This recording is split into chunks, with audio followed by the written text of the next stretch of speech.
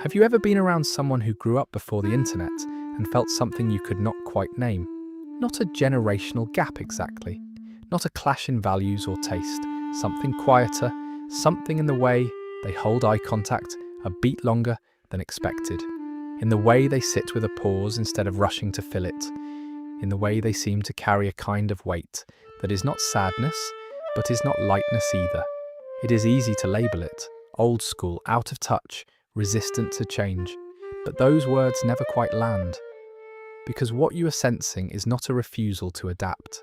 It is something deeper, a nervous system shaped by a world that no longer exists, a mind that was wired before speed became the baseline, before noise became the default, before being unreachable became suspicious. This is not about technology. It is about what happens to a human brain when it forms in silence and then has to survive in noise. Because people born before the internet did not just miss a cultural shift, they developed under entirely different psychological conditions. And those conditions left an imprint that still shapes how they think, how they feel, how they love, and how they sit in a room long after the world moved on without asking if they were ready. To understand why people born before the internet feel different, you have to go back to how their minds were built. Not what they were taught, not what they believed, but the raw environmental conditions their nervous systems absorbed before conscious thought even had a say. Their childhoods unfolded in physical space, not virtual space, not curated space, actual rooms, actual streets, actual weather. When they played, no one was watching through a screen. When they made mistakes, no one was recording. When they were bored, nothing arrived to rescue them. The world simply continued at its own pace, and their brains had to sync with that pace or sit in the discomfort of having nothing to do. This is more significant than it sounds. Developmental psychology has shown repeatedly that the environment a child inhabits during their first decade physically shapes the architecture of the brain.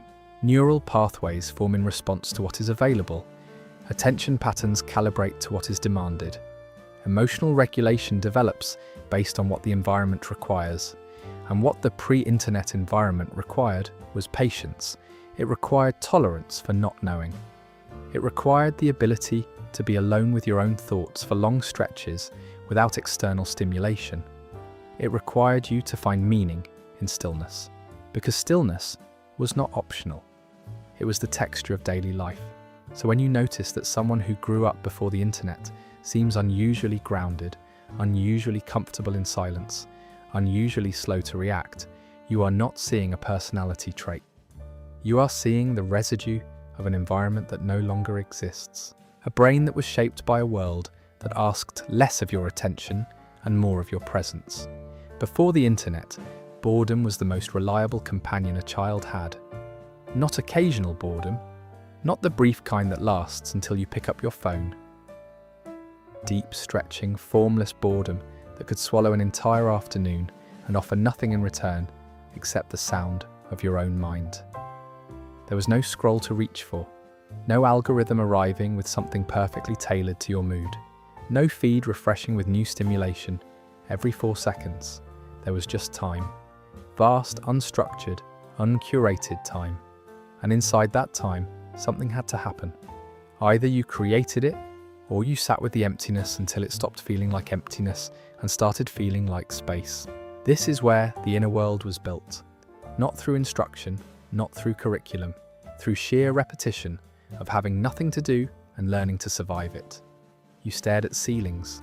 You invented characters in your head. You replayed conversations. You daydreamed so deeply that 20 minutes disappeared without a trace. And every single one of those moments trained the default mode network of the brain, the system responsible for imagination, self-reflection, and the ability to generate internal experience without external input. Neuroscience has confirmed what children of the pre-internet era already knew instinctively. A brain that regularly enters boredom develops stronger pathways for creativity, introspection, and emotional processing. When there is nothing to react to, the mind learns how to generate. When there is nothing to consume, it learns how to create. And when there is nothing to distract it, it learns something even more fundamental: how to be with itself. This is why many people born before the internet carry a relationship with solitude that others find difficult to understand. They do not fear quiet. They do not panic in the absence of stimulation. They do not confuse stillness with stagnation, because their brains were trained in stillness. It was the classroom they never chose, but attended every day, and the lessons it taught them are still running beneath every interaction they have. Today, boredom is treated almost like a medical condition, something to be immediately relieved. An app for every empty moment, a notification for every pause, a feed for every waiting room.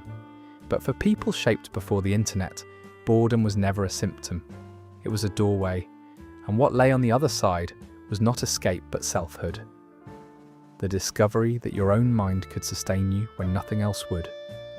That the internal world was not a lesser substitute for the external one, but a place with its own landscape, its own weather, its own rewards.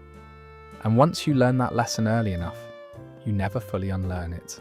Even decades later, even surrounded by infinite content, the part of you that was built in boredom still knows how to sit with nothing and find something worth staying for.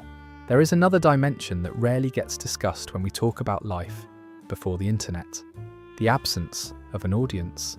For people born before the internet, childhood happened without witnesses, not in a neglectful sense, in a structural sense. There was no camera in every pocket, no platform waiting to receive every thought, every achievement, every embarrassment. If you fell off your bike, only the sidewalk knew. If you said something foolish, the memory lived only in the minds of whoever was present, and even that faded with time. This shaped something psychologically profound. When a child grows up without the expectation of being observed, identity develops differently. There is no performance layer, no constant calibration of how things will look, no internal audience evaluating every moment for its potential to be shared.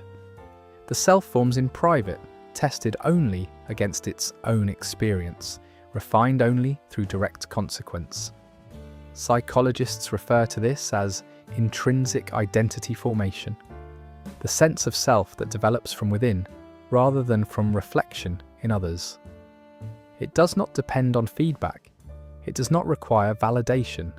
It is built slowly, quietly, through accumulated moments that no one else will ever see.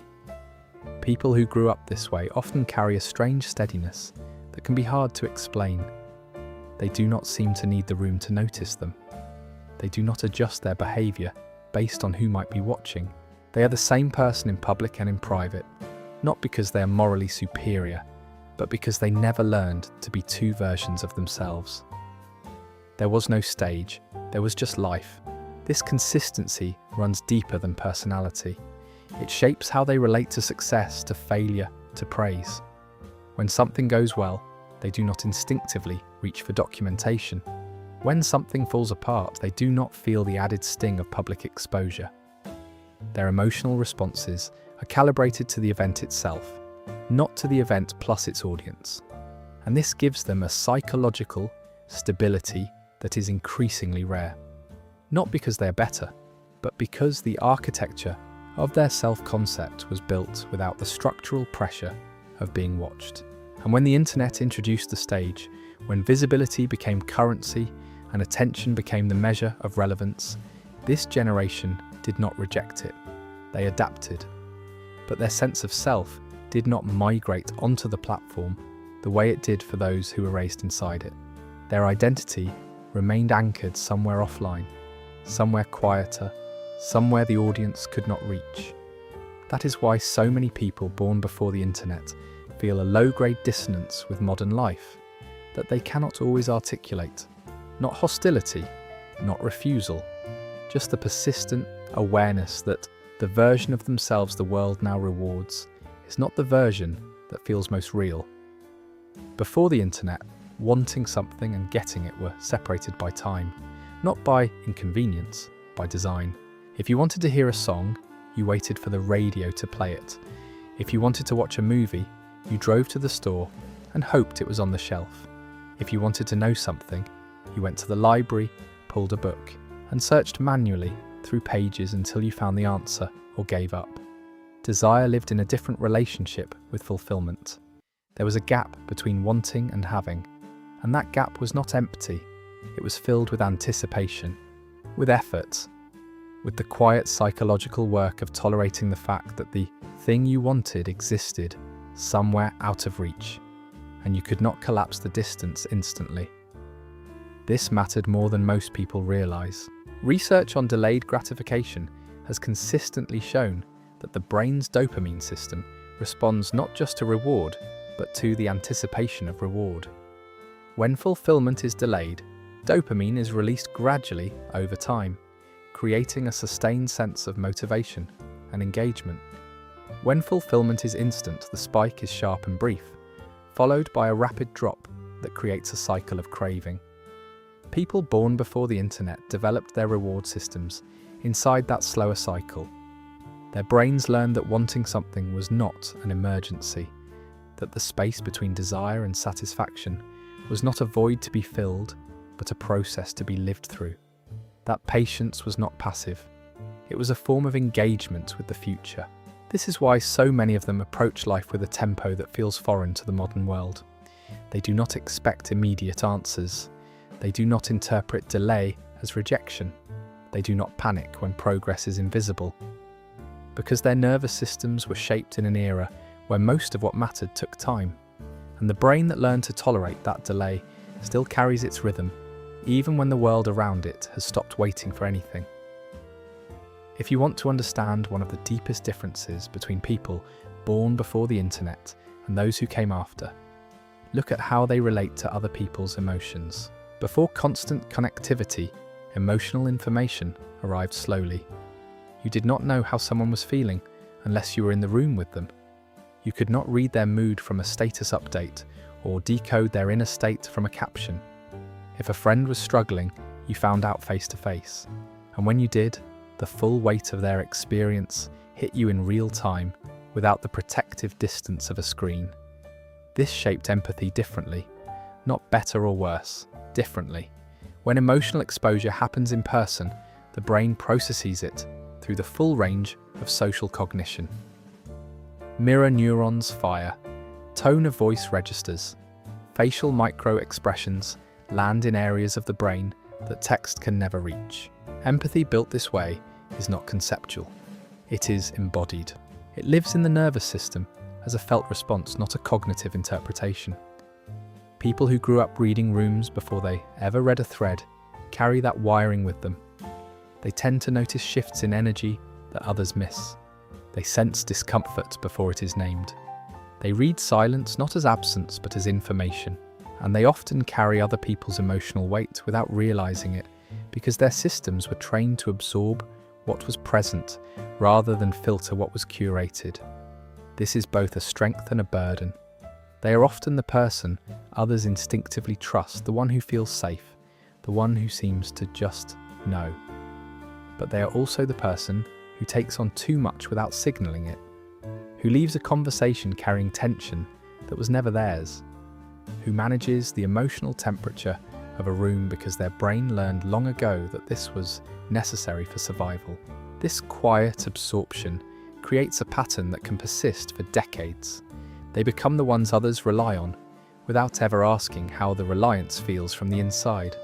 Partners lean on their steadiness, friends confide in their calm, colleagues depend on their ability to read the room, and through all of it, they rarely signal when the weight becomes too much. Not because they are martyrs, but because their nervous systems were built in an era where emotional data arrived in manageable doses face to face, one conversation at a time, one room at a time. And because this skill developed before the internet introduced constant emotional exposure at scale, it was never designed to process the volume of feeling that modern life delivers. A nervous system trained to read one room at a time is now exposed to thousands of rooms simultaneously. Headlines carry grief, feeds carry outrage, messages carry need, and the system that was built to absorb what was present now absorbs what is everywhere. The weight of that was never part of the original design. People born before the internet remember something that is almost impossible to explain to those who never experienced it. The feeling of being unreachable. Not hiding, not avoiding, not making a statement, just existing outside the awareness of everyone else. Walking down a street with no phone, sitting in a park with no expectation of contact, spending an entire afternoon where no one on the planet knew exactly where you were. And that was fine, that was normal, that was Tuesday. This may be the single most significant psychological difference between the pre-internet and post-internet mind. Because when unreachability is normal, the nervous system develops without the background hum of ambient accountability. There is no pull of obligation waiting in your pocket, no messages accumulating in your absence, no guilt for not responding, no anxiety about what you might be missing. The mind exists in a closed loop with itself, and that loop is peaceful. Modern life operates on the opposite assumption. You are always reachable, and if you are not, something must be wrong. Silence is suspicious. Absence is loaded. Being offline feels like opting out. The psychological cost of this shift is enormous and largely invisible because it does not announce itself. It simply hums in the background, a low-grade vigilance that never fully powers down. People who grew up before this shift carry the memory of that silence in their nervous systems. They remember what it felt like to exist without being monitored, and that memory creates a subtle tension with the modern expectation of perpetual availability. They participate in the always-on world. They use the tools. They respond to the messages. But some part of them is still calibrated for a reality where disappearing for a few hours was not an act of rebellion. It was simply how life worked. This tension is not dramatic. It does not produce outbursts or public resistance. It lives as a quiet undercurrent beneath their daily functioning. A moment of hesitation before checking the phone. A flicker of relief when the battery dies. A deep exhale on a long drive through an area with no signal. These are not signs of someone who cannot keep up. They are the echoes of a nervous system remembering what rest used to feel like, when rest did not require you to first announce your absence to the world. And this is why they sometimes seem half present in digital spaces, not because they do not understand, but because their deepest sense of self was formed in a world where presence did not require proof. There is another difference that shapes how people born before the internet move through the world, and it lives in how they remember. Before the internet, memory was imperfect. It was supposed to be. You could not pull up a photo of every birthday.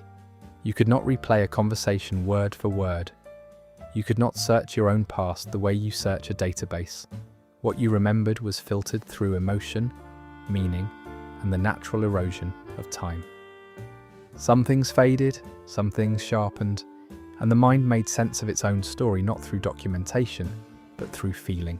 This created a fundamentally different relationship with the past. Memory was not a record, it was an interpretation, and that interpretation was yours alone. Two people could attend the same event and carry completely different versions of it, and both versions were valid because neither was competing with a photograph or a video or a timestamp. Psychologically, this matters because when memory is imperfect, the mind is free to metabolize experience naturally. Painful moments soften over time, joyful ones deepen. The brain does what it was designed to do.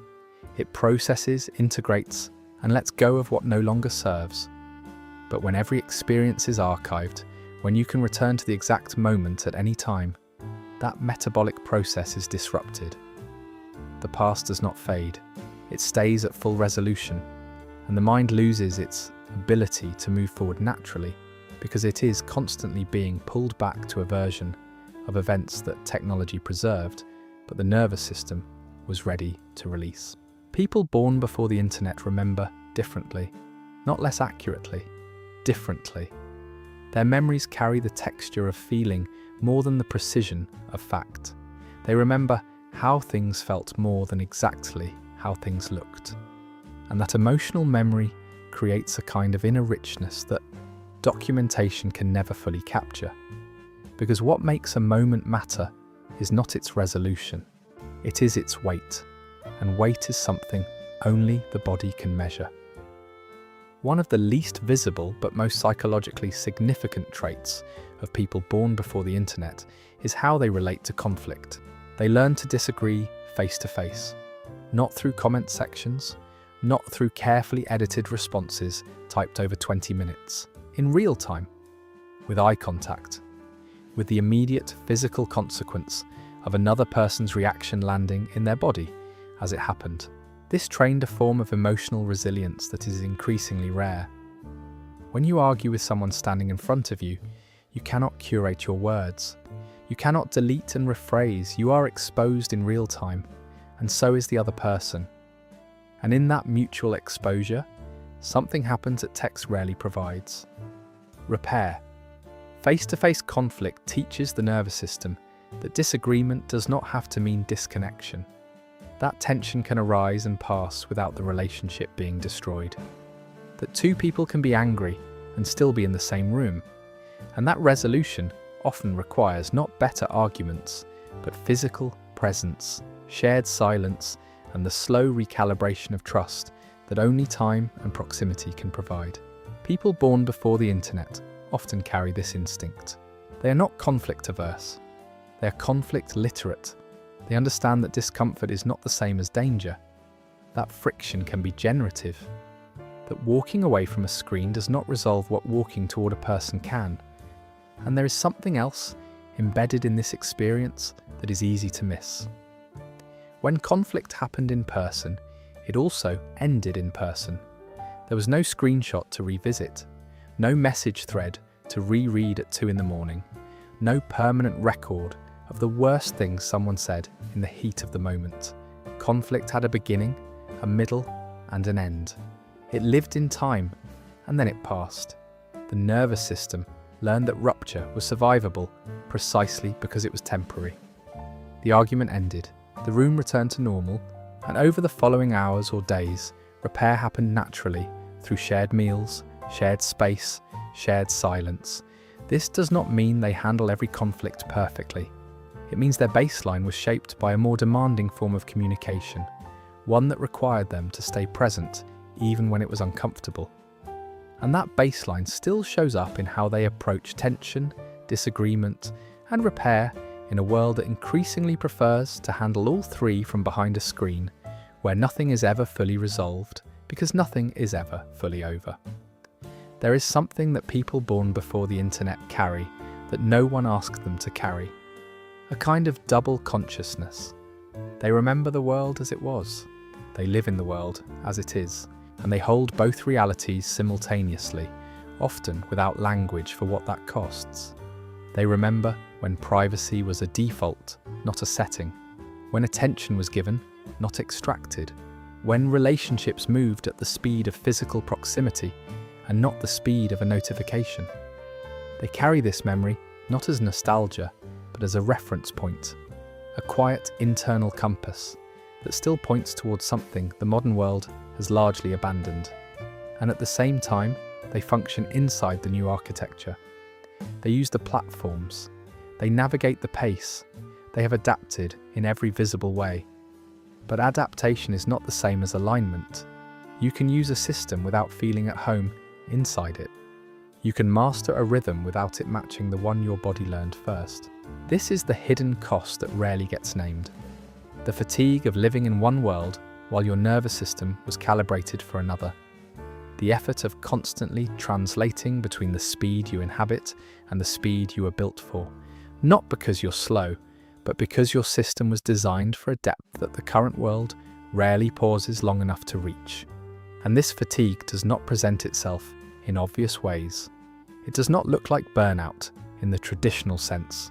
It does not announce itself as overwhelm. It shows up as a quiet feeling of being slightly out of rhythm, a sense that you're participating fully, but resonating only partially. A tiredness that has nothing to do with sleep and everything to do with the distance between the world you carry inside and the world that surrounds you. You are not falling behind. You are simply running two operating systems at once. And no one designed a body that could do that without cost. This is not a story about a better time. The past had its own failures, its own blindnesses, its own costs. And this is not a story about resisting the present. The tools of modern life have expanded possibility in ways that earlier generations could not have imagined. This is a story about wiring, about what happens when a human brain forms in one kind of environment and then has to operate inside a fundamentally different one, about the quiet psychological labor of carrying two timelines inside a single nervous system, one that remembers stillness and one that runs on speed. If you recognize yourself in this, there is nothing broken in you. The steadiness you carry is not a limitation. The patience you default to is not passivity. The discomfort you feel with constant noise is not a failure to keep up. It is the sound of a nervous system that was trained for a world with more silence, more space, and more room to simply be without performing. And if you did not grow up this way, understanding this changes how you see the people who did. What looks like distance is often depth. What looks like hesitation is often discernment. What reads as disconnection is often a different kind of presence, one that does not need to broadcast itself in order to be real. The world moves faster now than any nervous system was designed to handle. But the people who are built in the quiet still carry its rhythm. And that rhythm is not a relic, it is a resource, one that matters more with every year the noise increases, every month the pace accelerates, every day the world forgets what it feels like to simply be still. You do not need to justify the way you're wired. You do not need to apologize for the pause before you respond, or the depth you bring to a conversation others have already moved past, or the part of you that still needs to step away from the screen to remember who you are. These are not relics of a bygone era. They are evidence of a nervous system that was built with room for silence. And in a world drowning in noise, that may be the most valuable thing you carry. If this helped you see yourself more clearly, or understand someone in your life a little differently, you are not alone in what you carry. This channel is a place for the quieter patterns of the human mind, the ones that shape us deeply but rarely get named. If you found meaning here, consider subscribing so you do not miss what comes next. And if any part of this stayed with you, share it in the comments, because sometimes putting your experience into words is the first time it feels fully real. Thank you for watching.